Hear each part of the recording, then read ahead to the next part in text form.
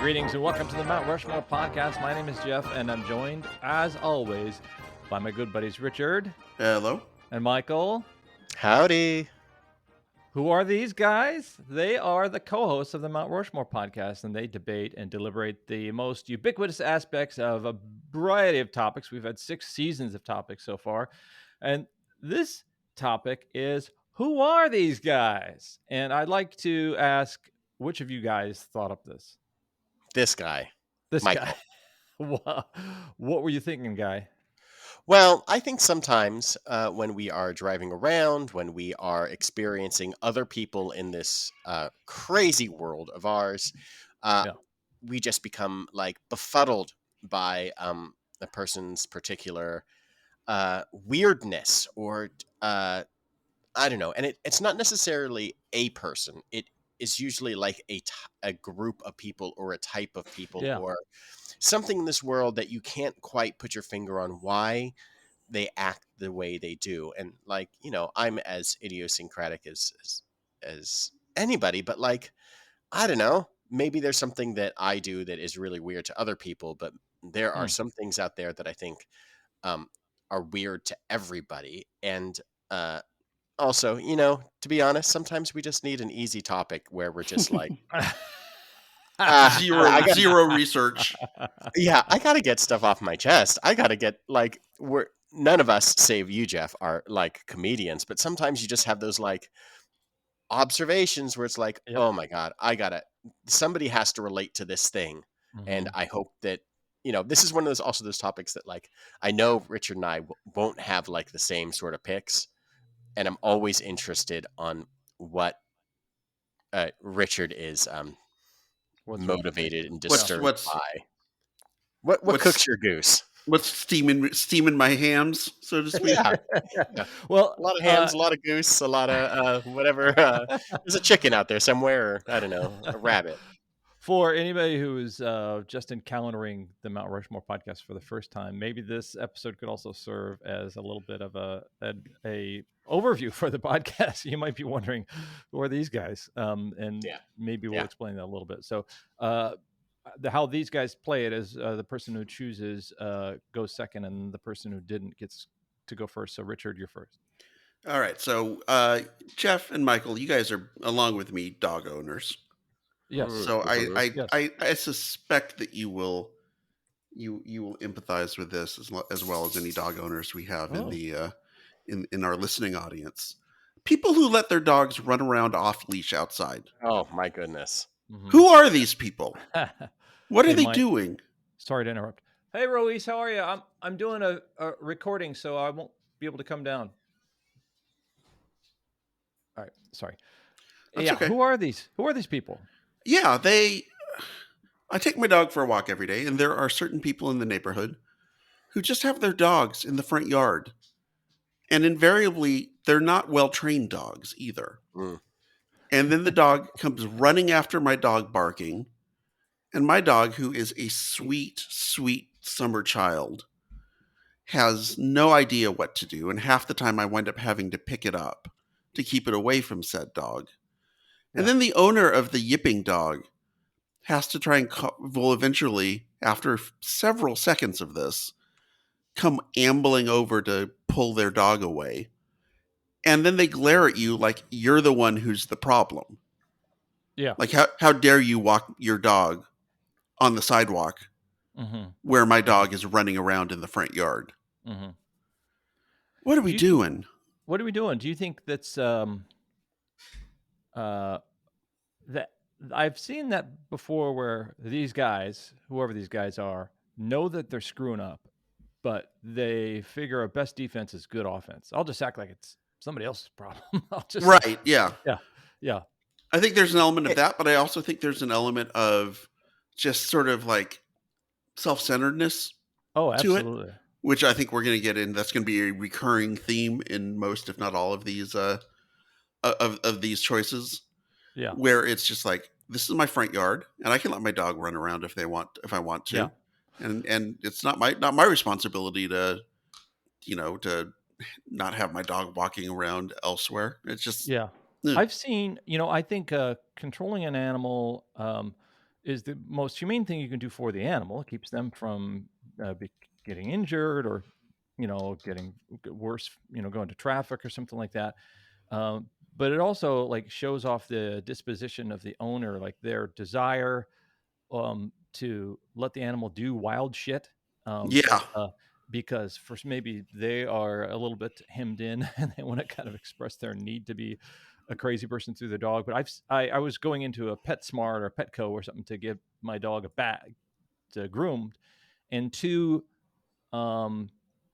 big dudes who are I've got a big dog and I kind of put it on a leash, but I kind of am just kind of like barely holding onto the leash and letting it go do whatever the fuck it wants to. Two of those guys kind of came in, entered, one going in, one going out at the same time. And it was like a pissing match. Who was going to do the least to control their dog? And the dogs ended up gnashing at each other because they weren't restrained. They weren't being told through a humane tug on the leash not to lunge at the other dog. And these guys got in a fight, a verbal altercation over this. It was just like, it seems like maybe this is the world we live in when everybody's exercising the right to be a dumb shit.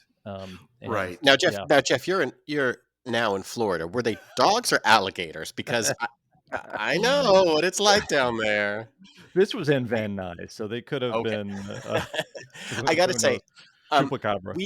we experienced a similar thing on the exact opposite side here with our dog. Now, my dog is particularly aggressive with other dogs that are his size and above. Yeah. Little dogs, he's fine with. He's lovable. He's sweet. But I found that I'm so overly protective of him, and I don't want to get into any sort of issues, that I'm so super conscious of another person with their dog off a leash, or dogs even on leashes on the other side of the street. I mean, with COVID for the last couple of years, I'm crossing over the street to the other side of the street anyway.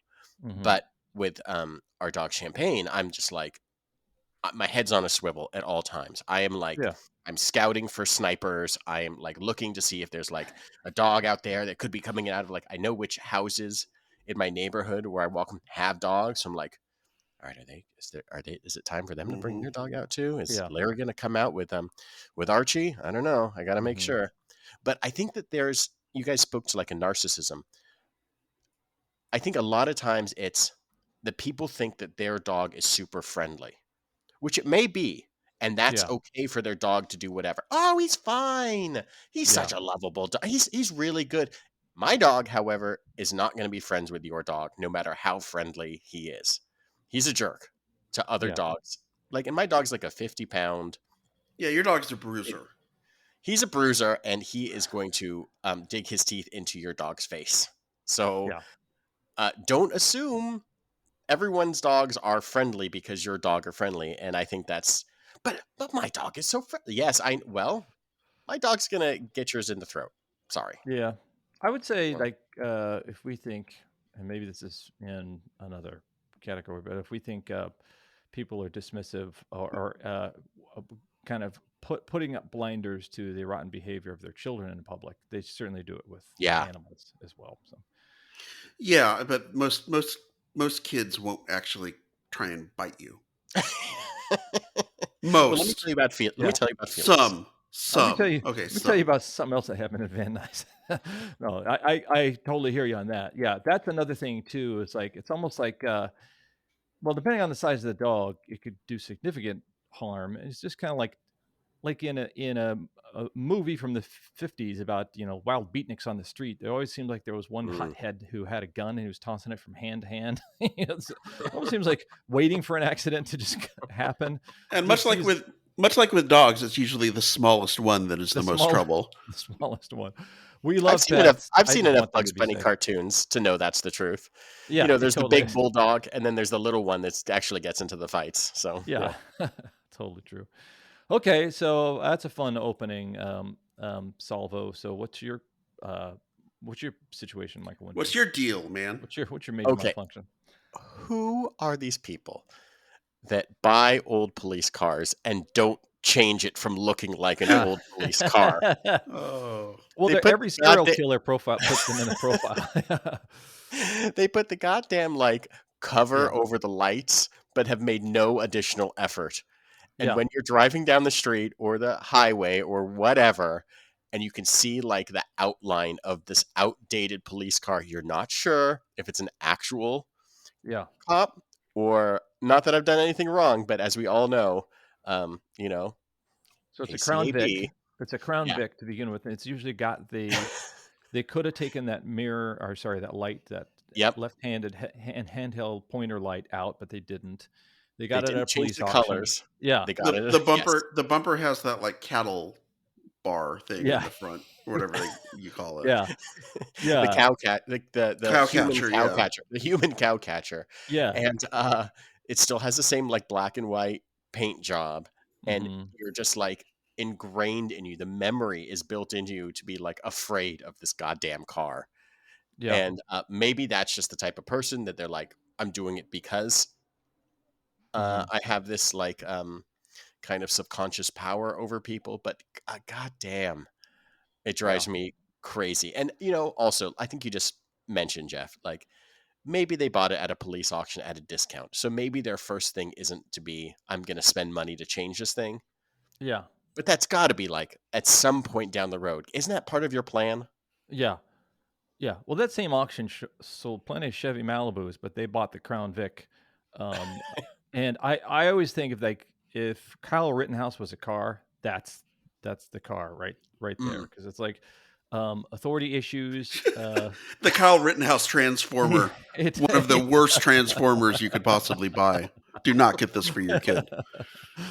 Yeah. Well, that's a good one right there. Who are these guys or gals, right? So you said people. Oh, sure. Actually. No, that's on me. People. So, yeah. Who are these people? It's just it's one of those things that I can't stop thinking about whenever I'm on the road, because I'm always tricked. I'm always tricked in that dumb way that no matter whose phone is ringing, I always assume it's mine because I'm an idiot. And I always have my phone on silent. So I'm like a double idiot. And I'm like, oh, is that my phone? I pick it up. It's like, of course it's not your phone. Your phone doesn't ring. And your phone doesn't sound like, doesn't play like, Jenny from the Block is in like a ringtone. Why would you think it's, but maybe I'm one of those people who's just dumb. You know, I will say it's kind of cool when you're the Blues Brothers and you just you pick right. Jake from Joliet Prison, but when you're just cruising around in the vicinity of Northridge, you know, you're not nobody. Yeah, you're trying to cause a scene. Manfredi, what's your second one? All right, we'll stick with the topic of cars. And who are these people who park backwards in parking lots? Yeah. Oh, yeah. Oh, I have never understood this at all. When you back up into a space, I guess the idea is that it will make it easier for you to then pull out whenever you're done. But these people are terrible parallel parkers. So therefore, it takes them twice as long to back into the space as it would take them to pull headlong into the space and then back out when it's time for them to leave. And usually this also means that they're parking halfway across the parallel line, so they're halfway into somebody else's space. They don't care about that. Yeah. Okay, I forget. Is California a front and back license plate state? Yes. Okay, so it's not like they're trying to hide the fact they have expired tabs on the back plate. No, that can't be it. Okay. It's just this idea that somehow you're saving time, or you're making it easier for yourself on the way out, but you're actually making it twice as hard for yourself on the way in. So you're not actually gaining anything. But people just don't see this. Yeah. And then they look at you while you're kind of waiting for them to do this back and forth thing. And then they kind of give you like this glare, like, well, what are you looking at? Yeah. Any listener who happens to know the answer, if you're a back end parker, let us know, because that's a curious habit. It does feel like, I feel like it's almost like 5-hour energy drink, or if you, it's kind of like borrowing energy from the future. Like if you think I'm saving, right? It doesn't kinetic energy. It's some sort of kinetic energy thing where somehow it feels like that you're trying to use more or save more energy than you use. Yeah. No, that's interesting. And that look, you're not Batman too. Like nobody's gonna put up the bat signal. You have to rush out to your car. Yeah, Although maybe you're at the next time. Target. It's not. Yeah, no. And It's not an emergency. doesn't it, by being in a Target, also make it more difficult to load whatever bags you have into the trunk of your car? Because now the end of your car Yes. is pressed up against the front end of some other's car, or maybe you're Yeah. ass to ass with another car who's also parked that same way. And like, just think it through. I mean, I'll pull into a space from the other way. Like if I can drive through an empty space into another one, but I won't go for the effort to reverse back in tail Well, first. let me ask you this. I Psychotic. think it's.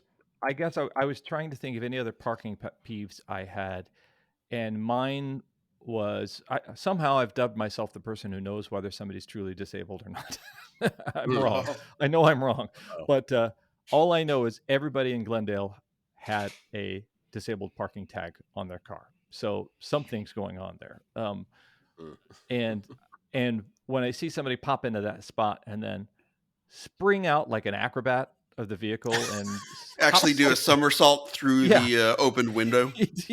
Into Home Depot, where they physically carry a gross of cinder blocks back to to their vehicle or whatever.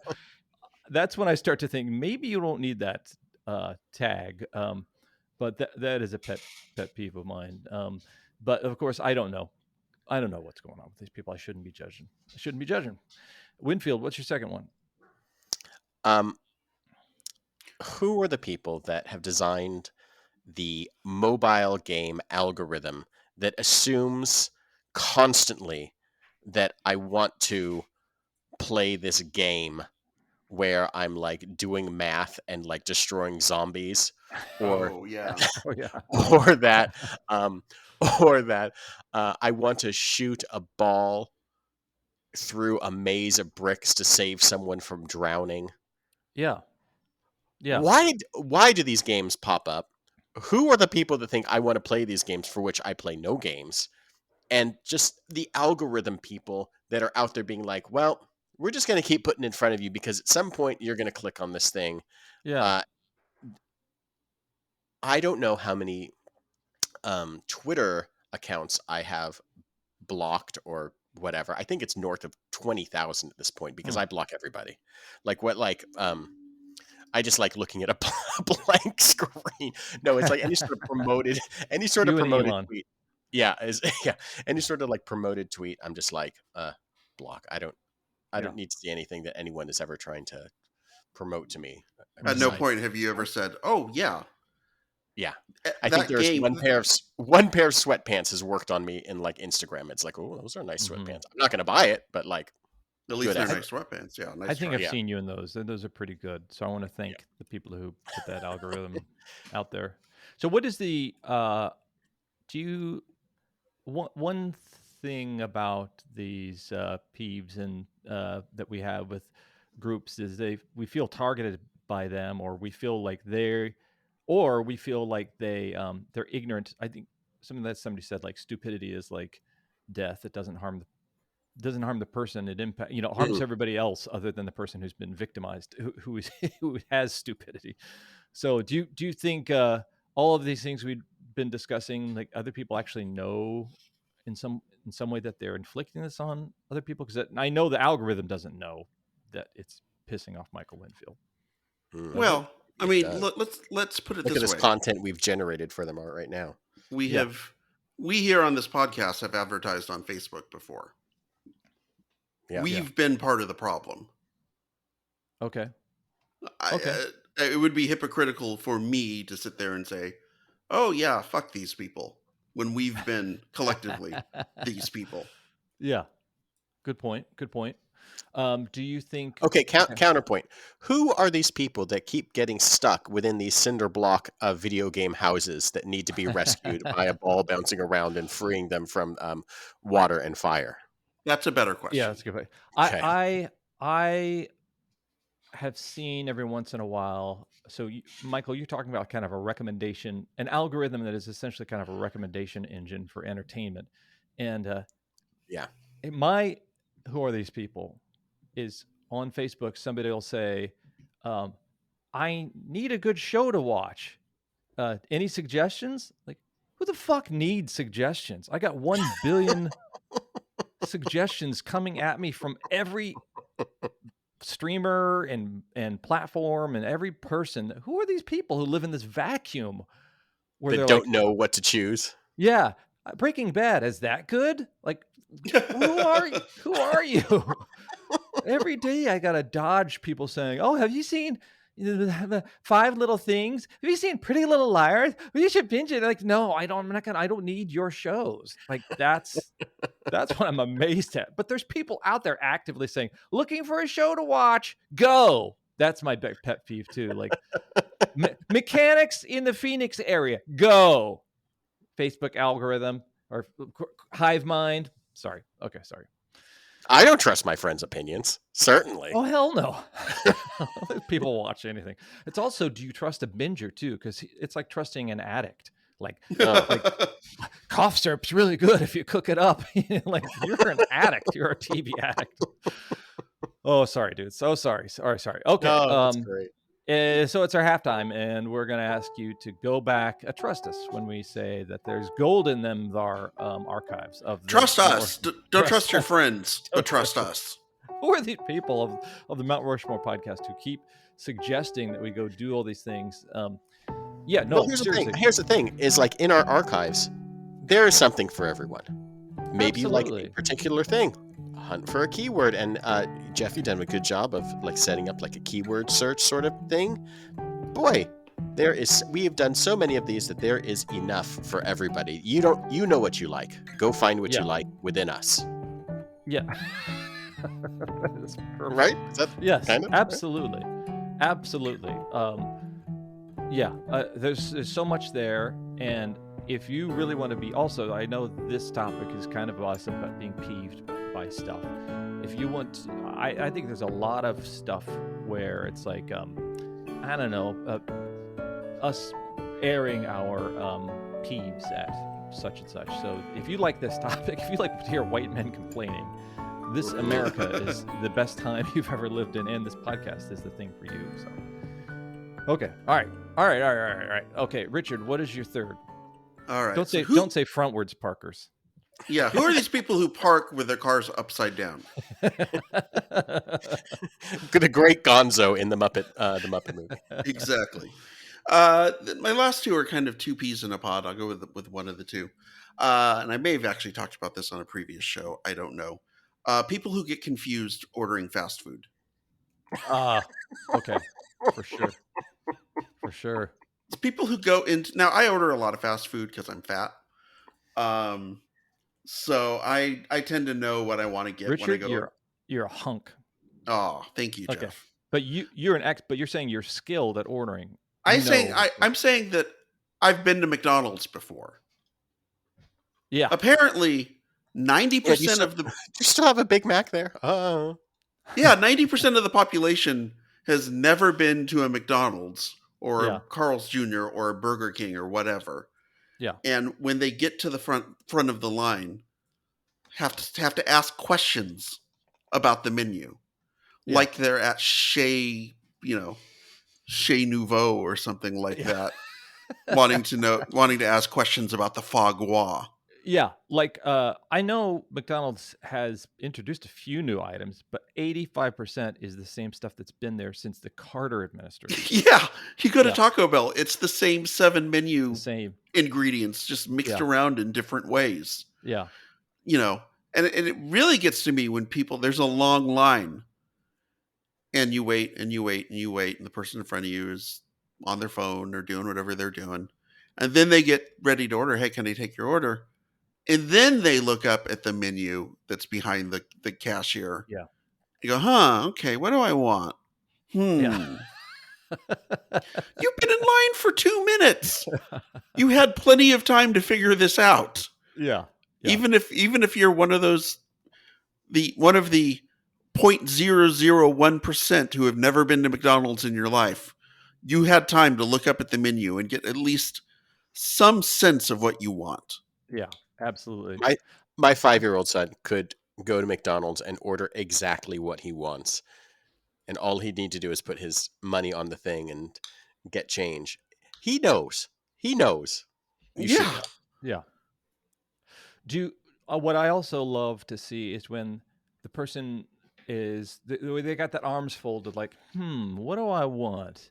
And then Yes. they look from the left menu to the right menu. It's the same menu. There's the same menu on the left hand and the right hand side. Like, no. Yeah, that's Oh wait, good. I was looking for the Cajun menu. Yeah, sorry. Because McDonald's is a Cajun / Scottish restaurant, is it not? Yeah, absolutely it is. That is a funny one. I do. Oh wow. I do. Somebody's My dog is running around I'm loose out in sorry, the front guys. yard. Sorry. What happens to me sometimes is I'm so focused on nailing my order, like boom, I want to be able to say it right when I get up there and do it. Give the person behind the counter the eye roll. That means I know that the previous person took a long time. Like give Yes. them the wink, like, hey, we're both savvy. But I've forgotten to take my payment out of my pocket. Like, have your payment. Yeah. Come on, dude. We've been doing this a long time. This is especially frustrating when someone tries to pay with cash and wants to give exact change. Oh, yeah, I haven't seen that in a while. I haven't seen that. Also what's interesting is the airport McDonald's too. There's like there's even less menu there. And Yes. everybody there needs to be somewhere else. They could have a flight leaving right now, but you're the idiot holding things up. With the limited menu, it's usually the express menu. It's like whatever they got at fancy McDonald's, they got a fifth of that at the airport Right. McDonald's. Yeah. They've got 3 things. Yeah. Absolutely. Shouldn't be that Absolutely. hard. Yeah. Yeah. Okay, Winfield. Who are these people? Who are these people? Who are these A people? third of the country that are undecided in elections each time. How is it fucking possible that at some point you're like, well, last time I was pro-abortion rights, but this time I'm going to vote for this party that really hates women. Yeah. Boy, they really hate women, and they prove it at every given chance. But I think I'm going to go with them because I saw something one time. But I don't know. How, at this point, how do you have this identity of this being somebody that is in the undecideds that swings every election in these 7 states that is just like, I am persuadable. What are you even talking about? I do not understand these people. I do not know how they got to the place where they got to of like, I have these core beliefs and they are really able to be manipulated at every given election, every 2 years, every 18 months. Yep. I can do whatever. I am deeply susceptible to advertising. Yeah. That's just what's flashing from you. Oh, here's a game where I could save somebody that's trapped within these cinder blocks. It's Looks good to me. Yeah, it's the same people is what I'm trying to say, Michael. These are you're complaining. Who are these people? They're generally the Venn diagram of all of these people we've been talking about does not have much difference. I guess so. There's part of me it's like I understand that there is a good 20 to 25, 30% of the country is just unsavable in my liberal eyes that are just they're not going to change. They won't change. They are, as Mac says on It's Always Sunny in Philadelphia. They're dug in. They are not. They don't have to change. They are who they are. Okay, I don't care about you. It's those other ones that are just I'm baffled. Mm-hmm. Yeah, I would also blame these people for hung juries. Also. Oh yeah. Sure. Like they see the defendant, confesses to everything, and they're the ones going, I don't know. He seems like a nice guy. Yeah. So yeah, I think those are the same. Of who are these people? Those are some of the same people. Oh man, I bet they park backwards.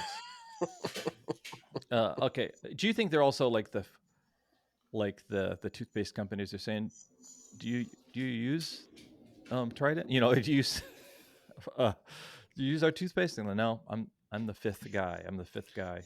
The rogue doctor. The rogue doctor. Yeah. The rogue dentist who doesn't recommend it. Yeah. Yeah.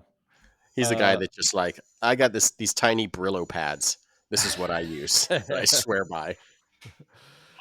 Okay. So Richard, My what's your one. last one? All right. So I think of the same piece of the fast food orders who don't know the fast food menu. The people who don't know how to use the self-checkout at the grocery store. Oh, okay. You seem surprised by this one, Jeff. I hate the self-checkout, and I'm always feel like I've been duped. And sometimes it's actually there's a lady who works at the grocery store who goes, self-checkout's open. Like, Barbara, I don't want to use the self-checkout. So who are these people? You are these people, Jeff. I know how to use it, but there's always something like, okay, when you say don't know how to use it, what do you mean? Richard, he's the person that you enjoy. Jeff has opted out of using this thing. Exactly. He would be like, you know what? I don't need to waste everyone's time at self-checkout. I'm going to remove myself from this situation. I'm going to let Maggie, the very nice lady with carpal tunnel syndrome, who's been there for 27 years, she's going to check out stuff for me and bag my stuff up. Thank you, Andre. Yeah. All these people. Jeff's got it figured out. Yeah, it's true. Jeff is actually the platonic ideal of a person who understands. He's a hero in this situation. Yeah, you really are, Jeff. You are the champion here. Look how he's recognized that he can't do this thing, and so he's like, "Fuck it, no way! I'm not going to be there trying to scan a guava, and then it doesn't scan, and then the little thing shows up, and then it's like, oh, now I got to call this lady over." If you're listening to this, I have a T-shirt that says "Unexpected item in bagging area." I'm wearing that T-shirt. So Jeff is the unexpected item in the bagging area. I know that I'm prone to errors in that case. So yeah. So Richard, you opt out. That's the most important thing, is that you recognize this, and you opt. Like Michael said, you opt out of this situation. What I don't get is people who go into the self checkout. The people who go in there with like 50 items. Yeah. This is not for you. Yeah. This is for, it doesn't have to explicitly say 12 items or less to understand that you, with your giant grocery cart full of food, including tons of produce, is not the right option for you. Yeah. You shouldn't need that to be able to tell you that. Mm-hmm, mm-hmm. And then there's the people who have to ask questions, and the buttons are going off, there's alarms going off, and you're just sitting there with like, man, I just want to get like a Dr. Pepper and some Ziploc bags. I've got two things. They're trying to scan like a 30 rack of Coors, and it's and they can't get alcohol there. And, oh, yeah. It's, as someone who I've been told by people who work at the grocery stores that the self checkout actually does not speed anything up, because they have to answer so many questions and fix so many times where. And sometimes it's not your fault. I mean, sometimes people, God knows I've had times where I've scanned something, put it in the bag, and it starts flashing at me, please put the item in the bag. Yeah. That happens because the machines are awful and terrible. Mm-hmm. I'm not talking about that. I'm talking about the people who just fundamentally don't understand how to scan something. Yeah. I when we have something with UPC on it, I'm usually pretty good. And sometimes I can even, on the Target ones, I can do it without even looking. Targets are like a no look, like, boop, seems like it scans every time. The Kroger, franchise ones like a Ralph's or something like that, it feels like it takes me a couple tries to scan. Home Depot, you just kind of use the gun. You get the gun. Gun's fun. I'm great with the gun. I think where I get hiccup is the I know there's a place where I always seem to kind of get hiccup. Oh, produce. Like I gotta type in Tangelo, or like I gotta type in the name of something, like Is it butter lettuce? I don't know. That's when I slow stuff down. Are you good at that stuff? Like, Yeah, I'm not, fine. yeah. I'm fine, I guess. I mean, typically I just shoplift all the fruit, so Oh, just well, that's good. skip the middleman. You Just know, why bother with it? I think if they saw you doing it, they'd probably themselves go, "Oh, thank God." Yeah. Like, just speed things up, man.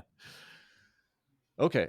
Well, yeah, I think as a failed stand-up comic, I'm also always trying to mine every situation for bits, and Yeah. I know what peeves me about the automated voice that they have on some of these things. It'll say like, "Put your apples in the bag," and like, there's a pause. Like, did you think that wasn't apples? Like, you think that's drugs or something like that? Like, Yeah, there's they're air saying quotes. it saying like there's air quotes, exactly. Yeah, like Put your apples. avocados in the bagging area. They're avocados. Okay. It's your last chance, Winfield. My last chance when I got to make sure I. Ugh, who are these guys who don't know their last one? Who are Who are these these people who don't know people? these chances, Whom what their are these choices people? are?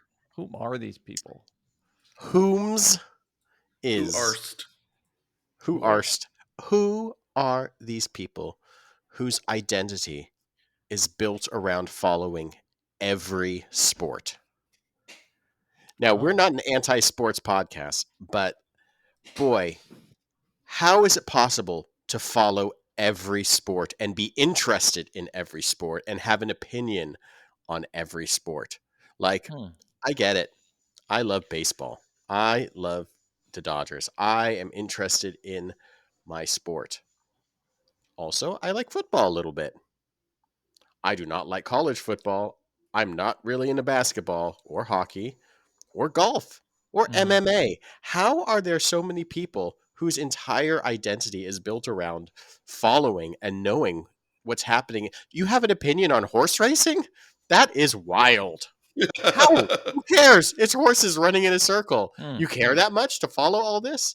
MMA and boxing. How would you know a light featherweight versus the super heavyweight? How do you care about who's on every card? There are these sports people, college football and college everything. How is it possible to devote this much time in your day, in your week, in your world to sports? I am This whole thing. I am Richard, you're that dude, aren't you? I am currently holding up my pin that my sister-in-law got me that says I won on Sports Jeopardy. Yeah. If we remember that, and even I agree with you that with this to some extent. When I was a kid, the majority of my Sports Jeopardy knowledge was stuff that happened 20 years ago or Okay, good. earlier. Yeah. You Nowadays, were on now that I've Sports got, Jeopardy, what, 10 years ago, right? So yeah, even exactly. 30 years ago. Yeah. So now that I've got kids and I've got a career and I got a house and I got, a wife and all this other stuff, that's what takes up vast majority of my time. I don't have the time to follow every sport. I have to be particular with what I follow. And the two sports I happen to follow the most are soccer and college football, which happen to be the two sports that have literally hundreds of teams that you have to keep track of. So I'm already behind the eight ball anyway. Mm-hmm. I don't have time for basketball. I watched one quarter of the NBA finals, not a quarter of the finals, but one quarter of one game. Oh, yeah. That's the extent that I'll watch. I'll sort of like keep track of the Dodgers scores. I'll go to a few games every year, catch a game. If the game happens to be on, I don't have Sportsnet, but if it's on ESPN or something, I'll throw it on in the background. And then around September, I'll start paying attention. Yeah. Michael, I feel like with food, I can say, I like all different kinds of food. With music, I'd say no. I don't. I like just some kinds of music. I don't follow music. And it seems like sports is that it? It's like to say you follow music means I'm going to go see a symphony tonight, and then tomorrow I'm going to. Yeah. Could you imagine being like, just, I'm into music and then just following all music and listening to all music and having an opinion on all music at all times? And like, I don't know, there seems to be like, maybe it's just like because like ESPN had Fox Sports and all these different and podcasts and things have come out that, I don't know, create this atmosphere that all of this is important. And then maybe I just don't recognize it. And then I think I didn't grow up watching Sports Center, where it was like, kind of like this smorgasbord of this is what's happening in the genre of sports today, and covers everything. And usually it's clips of every baseball game or every football game, and then sprinkle in a bit of other sports and whatever. I mean, we don't have that for other things. Is there there's no the music show? Yeah.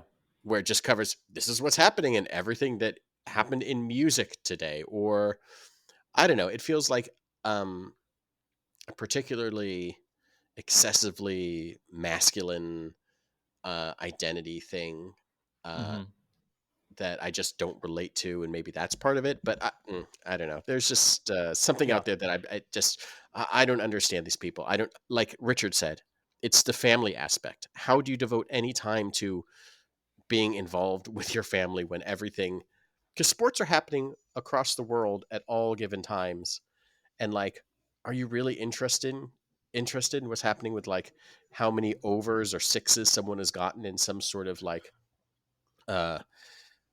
cricket tournament in India? I don't know. Yeah.